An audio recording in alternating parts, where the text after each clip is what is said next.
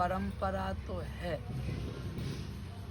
पर दीक्षा कल्याण का एक स्वरूप है। संसार की जलती हुई अग्नि से, संसार की जलती हुई चिंता रूपी चिता से, जन्म जन्मांतर से बिखरी हुई वृत्ति को भगवत समर्पण करने के लिए दीक्षा ली जाती है। गुरु का महत्व क्यों है? गुरु शरीर नहीं है, गुरु वही एक परमात्मा है। वो शरीर के अंदर विराजमान आत्म रूप से विद्यमान है। क्या हम गुरु को परमात्मा स्वरूप स्वीकार कर सकते हैं? यदि साधक अपने चित्त में चिंताओं का समापन करने के लिए, अध्यात्म वृत्ति को बढ़ाने के लिए गुरु की शरण जाता है तो निश्चित कल्याण का मार्ग खुलता है। यह कल्याण परंपरा प्रत्येक प्राणी के लिए है। आज हमारे जीवन में सनातनी प्रवृत्ति का स्वरूप है कि हम सब सनातन धर्म के अनुसार भगवत वृत्ति को स्वीकार करें। यदि हमारे जीवन में भगवत वृत्ति नहीं बनती है और दीक्षा ले रखे हैं, तो ना तो हम जप करते हैं, ना तीर्थ करते हैं, ना दान करते हैं, कुछ भी नहीं करते। केवल हमने एक दीक्षा ले ली। मैं आपसे अभी वर्तमान एक व्यवहारिक तौर पर चर्चा कर रहा हूँ। गुरु तत्व जब मंत्र दिया जाता है, मंत्र अपौरुषेय है, मंत्र अपौरुषेय है। एक किसी व्यक्तिगत प्रॉपर्टी नहीं समझ लेना। जैसे वेद अपौरुषेय हैं, ऐसे मंत्र अपौरुषेय है। मंत्र माने ओम से लेके जितने भी मंत्र हैं सब नित्य हैं, सिद्ध हैं, शाश्वत हैं, चिन्मय हैं और भगवत स्वरूप हैं। क्या हम मंत्र लेने के बाद उसको हृदय तल में बीजारोपण को विशाल वृक्ष बनाने के लिए तत्पर हैं? यदि ऐसी अवस्था नहीं है तो साधक को सावधान होना चाहिए। वस्तुतः बार बार गुरु के चरणों में जाके प्रार्थना करे, प्रभु मेरी समझ में नहीं आ रहा। समझ क्या है? संसार के जितने पदार्थ हैं जो हमको दृष्टि गोचर हो रहा है वो सब नाशवान है,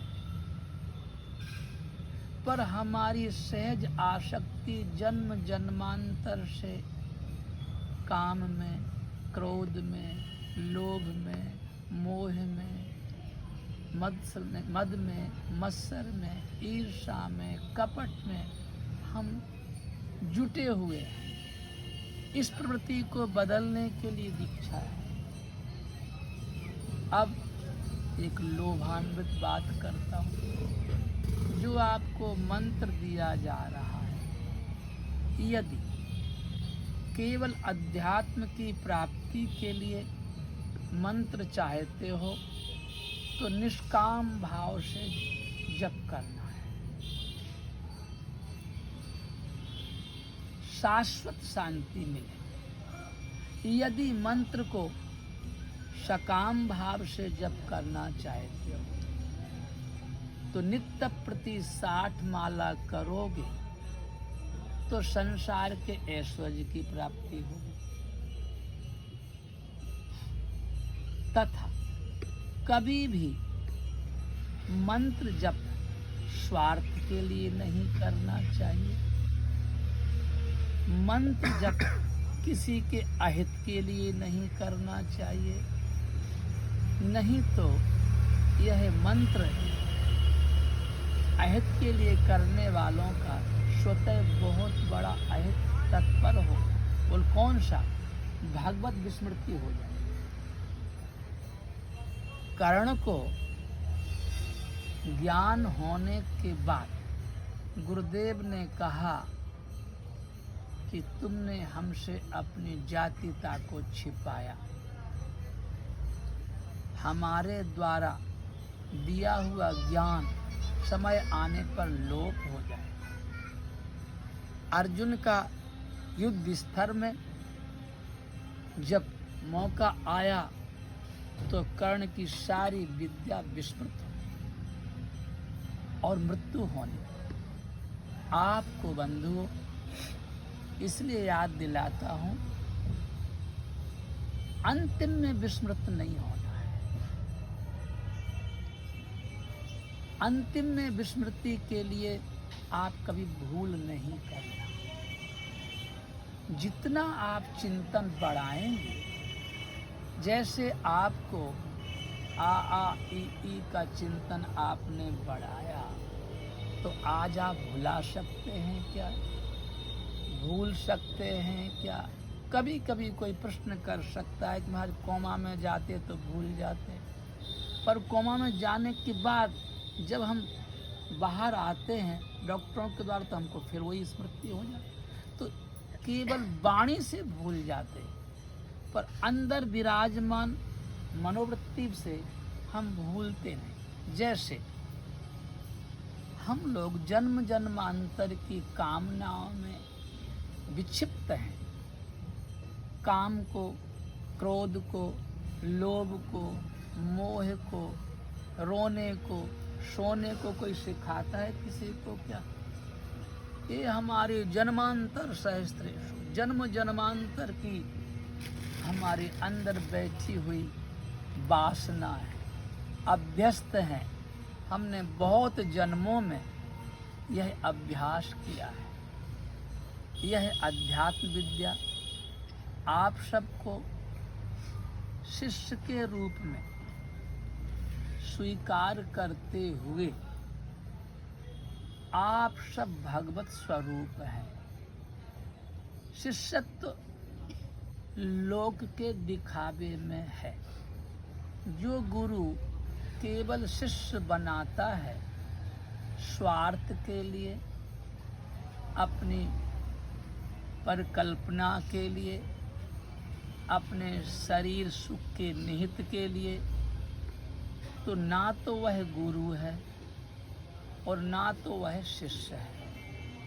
अब जो आपको मंत्र हम देने की प्रतीक्षा में आप भी हैं, मैं भी हूँ, यह मंत्र लोक कल्याण के लिए जगतजननी माता जानकी ने भगवान राघवेंद्र से प्रश्न किया, यह जन जन का हित कैसे हो? आह्लादनी शक्ति ही एक ऐसा स्वरूप है, मातृ शक्ति एक ऐसा स्वरूप है कि जन जन का कल्याण चाहते हैं। उस समय भगवान राघवेंद्र ने माता जानकी को जो मंत्र दिया, वह मंत्र परंपरा आज तक विद्यमान है। माता जानकी को जो दीक्षा मिली, प्रकाश मिला, ज्ञान मिला, विवेक मिला, उसी विवेक को माता ने हनुमान जी को दिया। हनुमान जी महाराज ने उस मंत्र की दीक्षा ब्रह्मा जी को दिया, ब्रह्मा जी ने पराशर को दिया, पराशर ने नारद को, आदि आदि परंपरा चलती हुई रामानंदाचार्य तक आई। और रामानंदाचार्य के बाद यह परंपरा अनंतानंदाचार्य, गणेश जी, खोजी जी, ब्रह्मदास जी, राम मनोहर दास जी और हमारे गुरुदेव को मिला। और वही गुरुदेव के द्वारा प्रदत्त मंत्र हमको मिला। और वह मंत्र हम जो आपको देने जा रहे हैं वो मेरी निजी प्रॉपर्टी नहीं, वो जीव मात्र के कल्याण के लिए भगवान राघवेंद्र ने इस मंत्र की परंपरा को आज हम सबके सामने प्रस्तुत है। तथा यह आपसे निवेदन है, कम से कम 6 माला तो करना ही पड़ेगा। इस मंत्र में 6 अक्षर हैं, तो ये कम से कम 6 माला। यदि आप सक्षम हैं तो 60 माला, और आप वास्तव में समर्पित हैं तो अहरनिश जितना अभ्यस्त होंगे उतना ही कल्याण आपके विश्वबदर जिन तुमरे हाथ आपके हाथ में होगा। यदि मंत्र लेने के बाद कभी कभी लोगों के यहाँ परंपरा है कि कोई बच्चे का जन्म हो जाता है, परिवार में किसी की मृत्यु हो जाती है तो सूतक मानते हैं। पर आप हृदय से दीक्षा ले रहे हैं तो आज के बाद आप अच्युत गोत्रीय कहे जाएंगे। आप वैष्णव परंपरा को स्वीकार कर रहे हैं। भगवान शिव भी अच्युत गोत्रीय है, भगवान राम कृष्ण सब एक ही गोत्रीय, अलग नहीं है। और भगवान शिव तो अच्युत गोत्रीय क्यों हैं? इस मंत्र को जपने के लिए भले ही शमशान में रहना पड़े, विभूति लगाना पड़े, मुंडों की माला पहनना पड़े, पर मंत्र की विस्मृति न हो। इसलिए भगवान शिव एकांत में निवास करते हैं।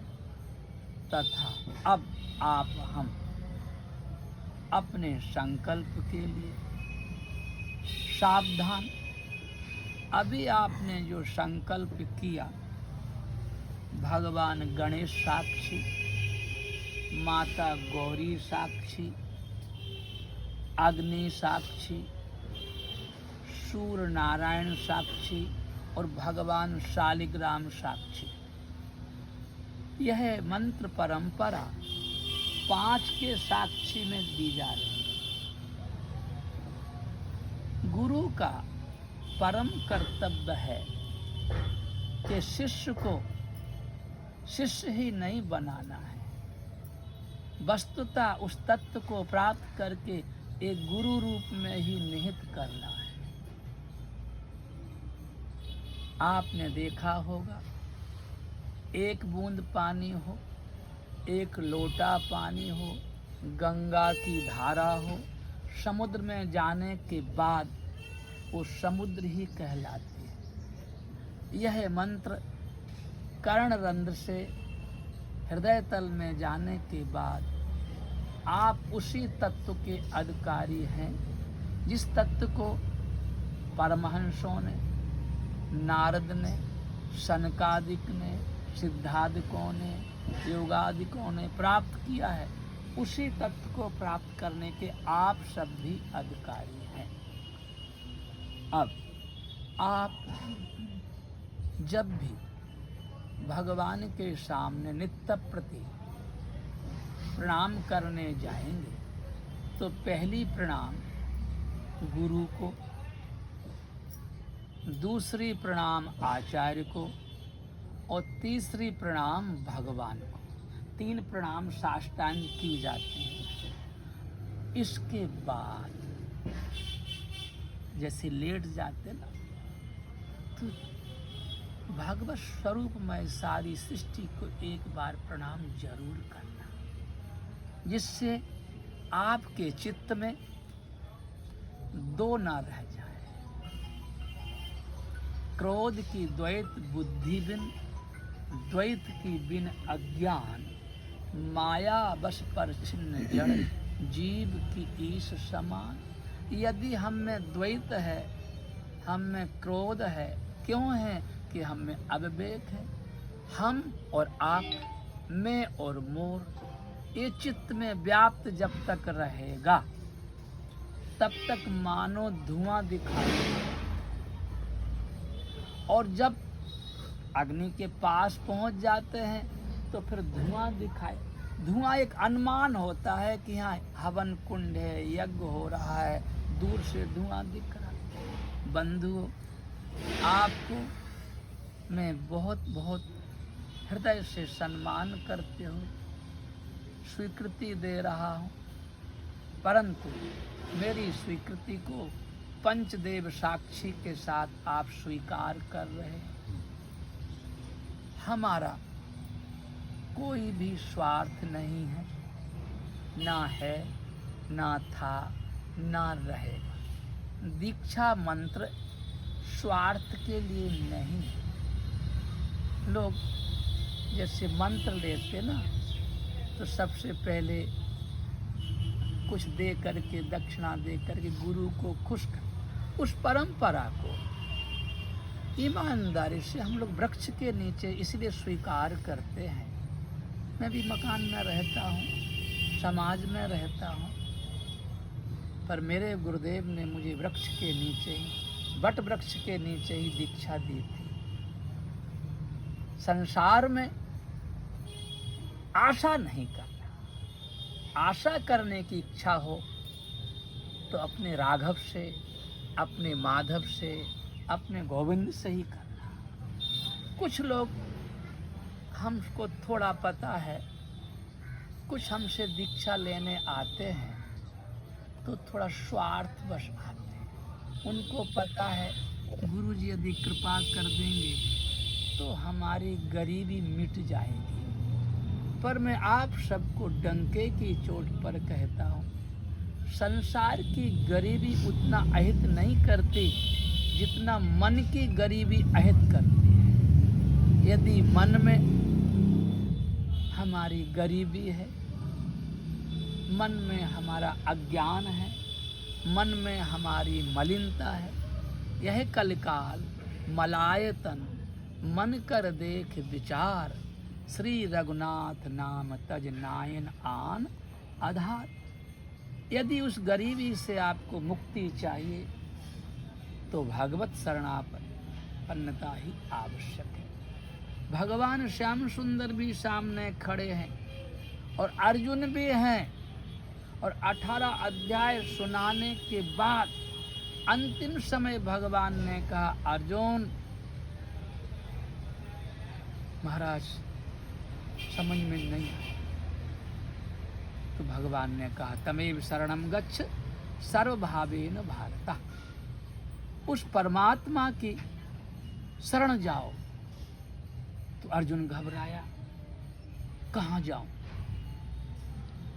तब अर्जुन ने कहा, प्रभु मैं आपका शिष्य हूं, आप मेरे गुरु हैं, आप मुझे नितांत निर्णयात्मक शब्द का प्रयोग करें। तब भगवान ने कृपा करके सर्वधर्मान परित्यज्य माम एकम शरणम, सब धर्म तज के अर्जुन मेरी शरण में आ जा। आप सबको निर्णयात्मक प्रवृत्ति से, ईमानदारी से भगवत धाम में मंत्र दीक्षा आपके समक्ष है। स्वीकृति आपकी। ध्यान देना, अपने चित्त को अब आपको उज्जवल बनाना है। आपने अभी तक नहीं, जन्म जन्मांतर से अभी तक वासनाओं की पूर्ति को किया, पर उससे कुछ मिला तो नहीं और आगे कुछ मिलेगा भी नहीं। इसलिए सकल कामना हीन जे राम भगत रस ली। अभी तक आपको यदि निर्णय हो गया हो तो मेरी बात मान लेना। संसार से अभी तक किसी को मिला ही नहीं। हम लोग जितने बैठे हैं आशा भले ही कर, परंतु आशा ही परमम दुखम। संसार की आशा दुख का हेतु ही बनेगी। उस आशा की निवृत्ति के लिए हम भगवत शरणापन्नता स्वीकार करते हैं। भगवान कृष्ण से बड़ा कोई शिक्षक, कोई गुरु दूसरा हो नहीं सकता। भगवान राम से बड़ा कोई शिक्षक, कोई गुरु दूसरा हो नहीं सकता। यह तन कर फल विषय न भाई, स्वर्गों स्वल्प अंत दुखदाई। बड़े भाग मानुष तन पावा, सुर दुर्लभ सद ग्रंथन का। तो आप इस शरीर को प्राप्त कर भगवत कृपा से श्रीधाम में आकर, और कोई उस परमात्मा का निहित स्वरूप है जो कि एक इस शरीर को निमित्त बना करके आपको उस तत्व का बीजारोपण हो रहा है। बंधुओं, उस बीजारोपण को विशाल वट वृक्ष बनाना आपका परम कर्तव्य होगा। अंतिम शब्द, आप सब अपने हृदय से, मन से, वचन से, कर्म से कभी किसी का अहित करने का नहीं सोचना, निंदा नहीं करना, दीन को, दुखी को कुछ दे नहीं सकते तो हाथ जोड़ना, अशब्दों का प्रयोग नहीं करना। आपसे हो सके तो गौ की, ब्राह्मण के, साधु की सेवा करना। अपने घर में हो तो एक मुट्ठी भी देना, ना हो तो पानी देना, और ना हो तो हाथ जोड़ना, परंतु अपमान नहीं। तथा संध्या काल में आए हुए अतिथि का पूरा सम्मान करने का अभ्यास करें। नहीं तो संध्याकालीन अतिथि जब शब्द के प्रयोग से लौटता है तो आपके सारे पुण्यों को लेके चला जाता है, और अपने जिस पापों की प्रवृत्ति के कारण वो भीख मांगता हुआ डोल रहा है, सारे पापों को तुम्हारे द्वार पर छोड़ के चला जाता है। बंधुओं, आप सावधान। मेरा कर्तव्य है सजग्र करने का, और तुम्हारा कर्तव्य है समग्र रूप से स्वीकार करने का।